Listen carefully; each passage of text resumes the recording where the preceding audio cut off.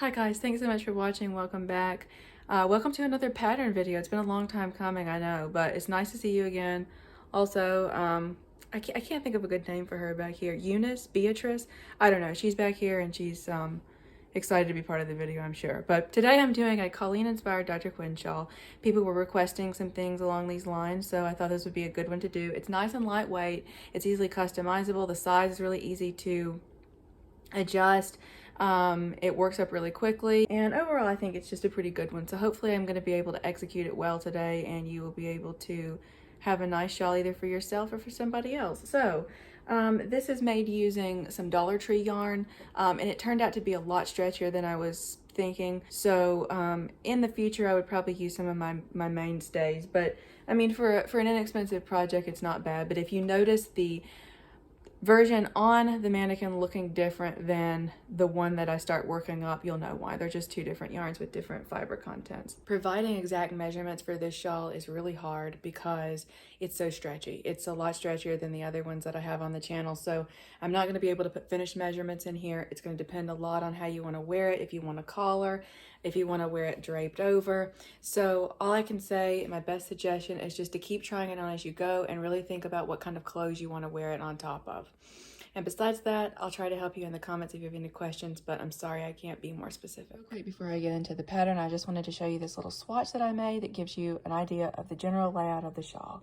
Because it's triangular, it'll be working from the bottom point upward, and obviously as we go upward, we'll be going outward. It's a really easy increase that's done kind of unconsciously as you go along. It's a simple repeat of row 2, and then we'll finish everything with a border that's a little bit different on the top than the sides. The sides of the triangle is going to be a special stitch that I'm going to show you in a chain 2, and this is going to be a little bit tighter so that the fringe can securely fit in here. And then the top, or the neckline of the shawl, will have 2 of these special stitches crocheted together and a chain 3 in the middle. And the chain 3 kind of allows for more movement, and it kind of really lends to a similar look that the show version has, but it's still in keeping with, like, the laciness of it is in keeping kind of more with the body of the shawl. So that's that, and let's get into the tutorial. So for this, we're going to need some worsted weight yarn. Here I've got Hobby Lobby's I Love This Yarn. We're also going to need a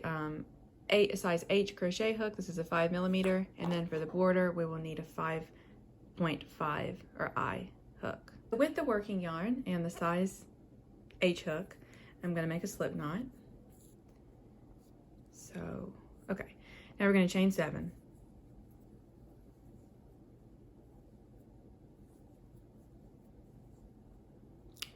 Now we're going to put a slip stitch in the first chain. So now we'll have a closed ring comprised of the chain 7. I'm going to chain 7 again, and then just sort of turn the work and put 1 slip stitch into the ring. Now we're going to chain 3, and then we're going to yarn over twice, which is going to be a treble crochet, and put a treble crochet in the 3rd chain from the bottom. And now we have what looks like a little soft pretzel. Makes me want an Annie Ann's.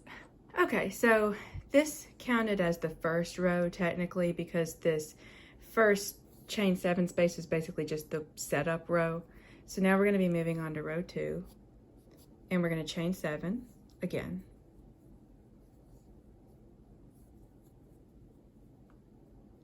Turn the work and put another slip stitch in the first chain space. Now we're going to chain 4. Going to do another slip stitch in the next chain space. Now we're going to chain 3, and we're going to yarn over twice, preparing for a treble crochet in the 3rd chain from the previous row.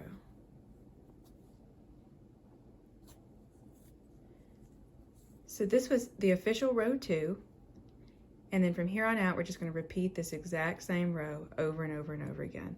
So the outer stitches, obviously the borders will be a chain 7, then you'll slip stitch in the first chain space, and then you'll chain 4 in every middle chain space and do your subsequent slip stitches, and then on the edge you'll do the chain 3 followed by the treble crochet in the third chain from the bottom.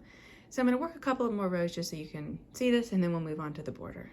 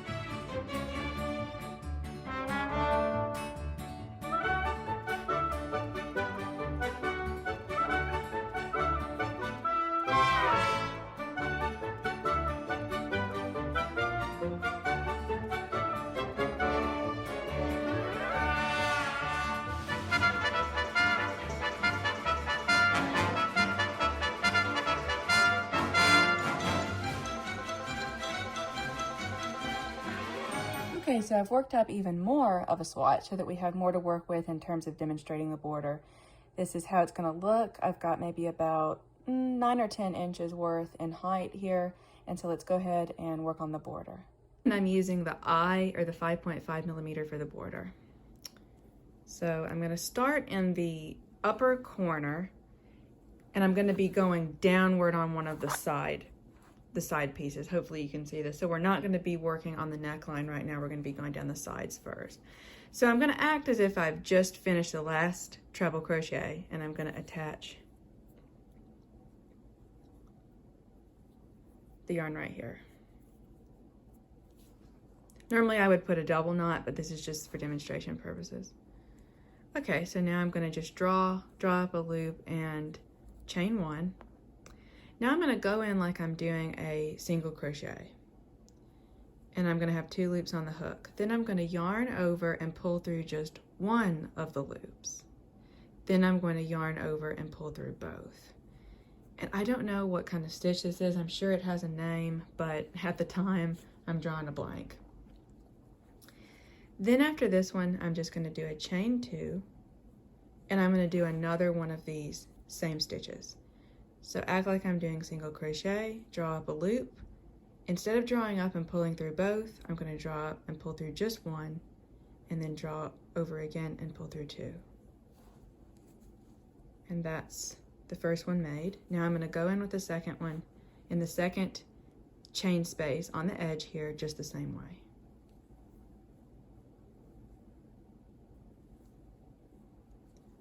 Chain 2.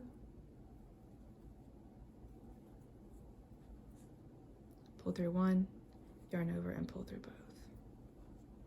The next couple of ones I'm going to work, I'm really going to try to get in the frame better. It's really hard to film your hands and you can't see the screen of the camera because it's covered by the tripod. So I'm trying my best. I'm going to just move it a little bit more over here and hopefully you can see it better. Okay, so now I'm going to do this a couple more times so you can hopefully get the idea of it.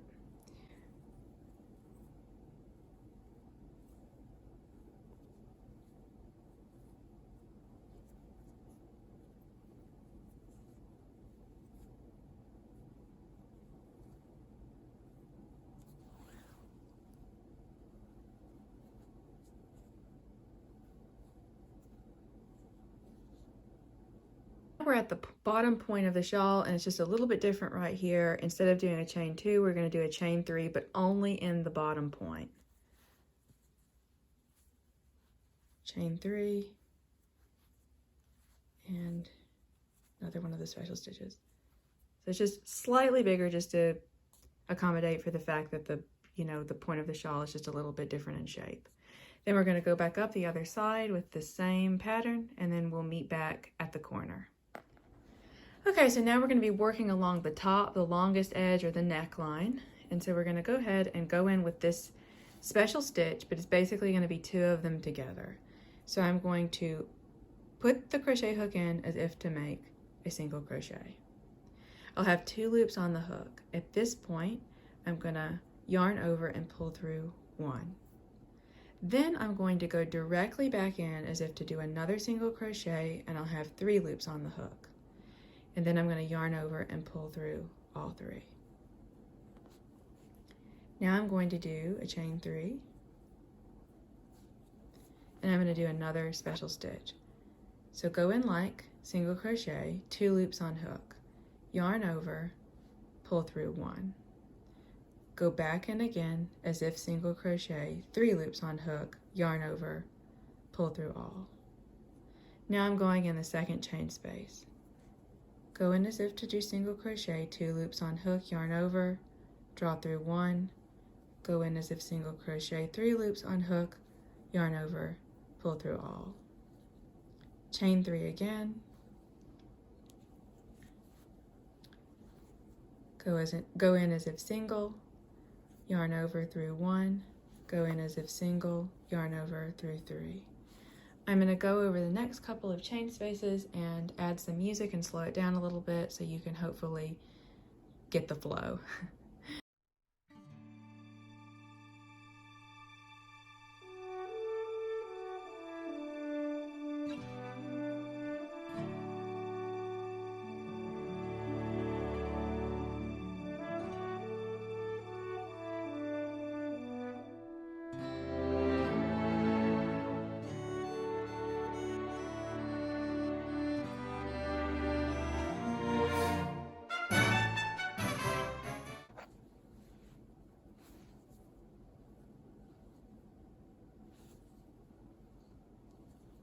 Okay, so now we're back around to the original very first side that we worked the border on, and I'm going to show you how to go into the last chain space and attach it, ends there. So I'm going to go ahead and do the same thing that we've been doing. Chain 3,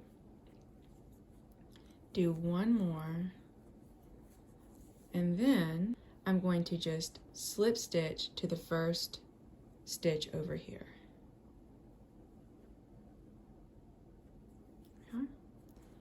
And then just draw up another loop and go ahead and basically cut your yarn, however you do that. So this is how the end will look. This is your top part. This is the neckline part, and then over here is the part where the fringe will go. Okay, now I'm going to just demonstrate how I do my fringe. I'm basically just going to go in maybe 1 or 2 of these spaces because you'll be able to get the idea, I think. The only thing that's different is how I secure this to the shawl so it stays really nice and tight even after you wash them and you're repeatedly laundering them. So I'm just going to basically take some yarn and make figure out how long I want it to be. I'm just doing this like on the spur of the moment, but you could definitely use a book, make sure it's make sure it's even, make sure it's the length that you want, and be really, careful about it. But I'm just trying to go ahead and get us rolling. So I'll use about 3 or 4 strands, but I'll just start with 3. Okay, so this is where it gets a little bit different. I'm going to pick one of my spaces to go in. Gosh, I hope this shows up. And I'm going to go in the space, but instead of the normal way that people do fringe, I'm going to hold it long ways like this and basically feed one of the ends of it through one of the spaces. Then I'm going to hold it as if I'm trying to just sort of, see it from both sides. Obviously it's not tied yet. I'm going to take my hand and basically just do a knot like this. I'm not sure if this is making sense, but then we're gonna snug it up to the top, push quite hard, and then we have this really, really secure knot. This is not going anywhere, and it's not going to slip and work its way down, because that's the worst when fringe comes off. So I'll demonstrate this one more time. I'm gonna just cut off some of these ends just so you can see the fringe alone. So I'm going to just do this one more time. Again, I'm not worried about them being even because this is just for the sake of showing you how to do the fringe.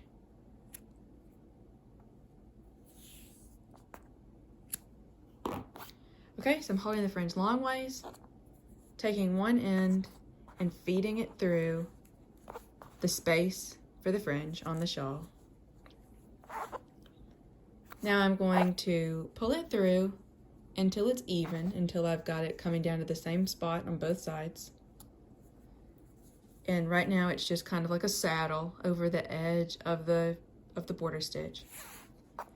Then I'm just going to hold it on top of my hand and make a knot. May take a couple of tries to not accidentally get, you know, the border stitches caught in there, but you will get used to it really, really quickly. And I think you'll really like how snug it makes it. Also, if the knot is too far down, you can just take both sides and just sort of cinch it up a little bit. And then got some little, it's driving me nuts that it's not even though I said I didn't care. Looks like I still do. And there's the fringe. So you would just do this going along, obviously along both sides, or wherever wherever you prefer to put the fringe, and however long you prefer to do it. And that's that on that. I think we're done, guys. I really hope you enjoyed this video. Again, I'm sorry that this isn't the complete shawl. There was no way that I could fit it on my workspace and get the camera in such a way that I could show you the whole shawl. That was just nearly impossible. So hopefully, you get the overall idea of it and it works well for you. If you have any questions, of course, leave them in the comments down below and I'll do my best to answer them. Sometimes I just don't know when I'm not able to see your piece and I don't know how you want it to fit and everything. So I will definitely do my best. Thanks so much for watching and I'll see you next time.